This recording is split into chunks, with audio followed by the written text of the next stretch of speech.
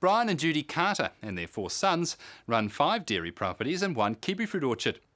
They survived severe floods in July 2004 that swamped Edgecombe, leaving their 3 home farms 70% underwater. After 40 years of farming, Brian and Judy are now focused on building a sustainable farming system that's viable for future generations. Well, the business essentially is dairying and kiwifruit. We're running 4 herds, total of 1,200 cows, all in herringbone sheds. They're running as 4 separate farms, 280 cows, 220, 240, and we had about 500. And the 500 herds 35 k's from here, and based on a 60 hectare freehold and a lot of leasehold adjoining it. You might say I was a late starter in expansion. The opportunity came when we bought the residual of the family farm, and at the same day there was a tender on a neighbour's farm, which we were successful, and the following year there was another neighbour's farm came up. So you might say after waiting 30 years to get a crack at neighbours' farms, it was 3 in 2 years. We're approaching 60. We'd like to see it transferred and held on to by the family. In 2004, when we had the opportunity to buy, I guess, the 3rd farm in 2 years, we quickly did sums around if we sold shares and it would enable us to do that. We did that, so we have 2 farms with Fonterra and 2 farms with open country. Yeah, I guess in that respect we're a little bit unique in that we're got feet in both camps with multiple farms, yeah.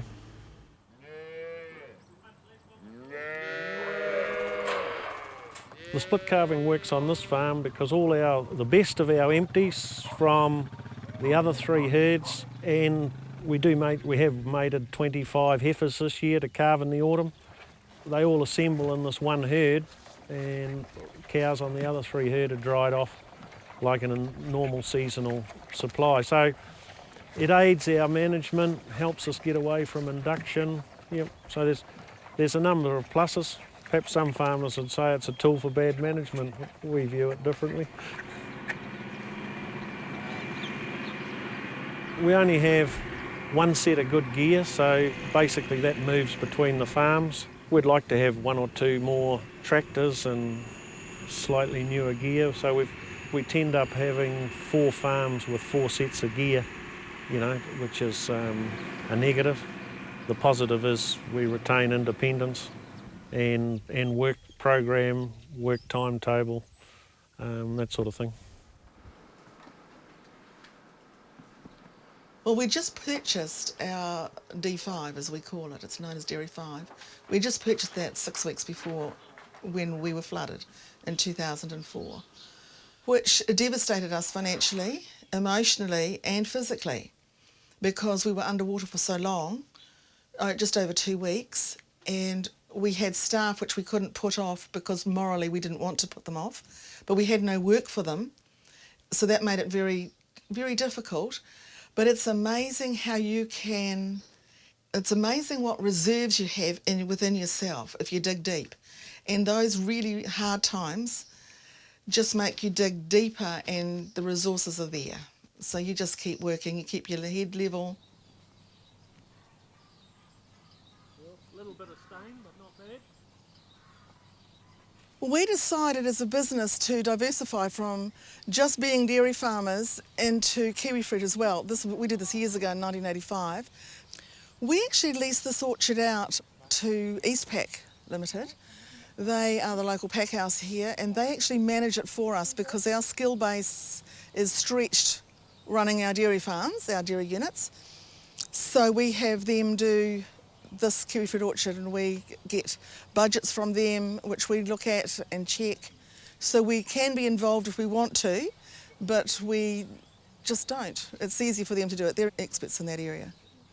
It's not significant in comparison with the rest of our business, but it holds its own, so that's good. Brian's got this in in mind for his retirement fund. This is his retirement hobby farm.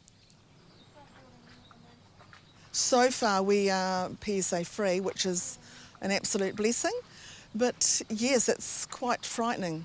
In fact, it's very frightening.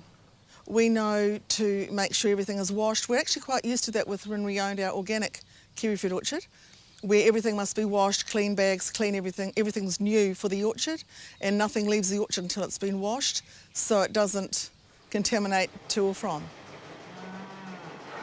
When I'm doing budgets for the business, it's basically on a par right now with kiwifruit and with the payout on dairying.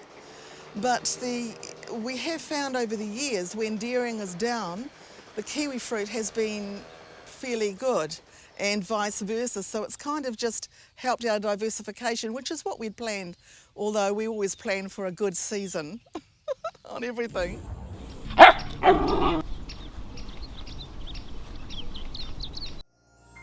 This program was made with funding from New Zealand On Air.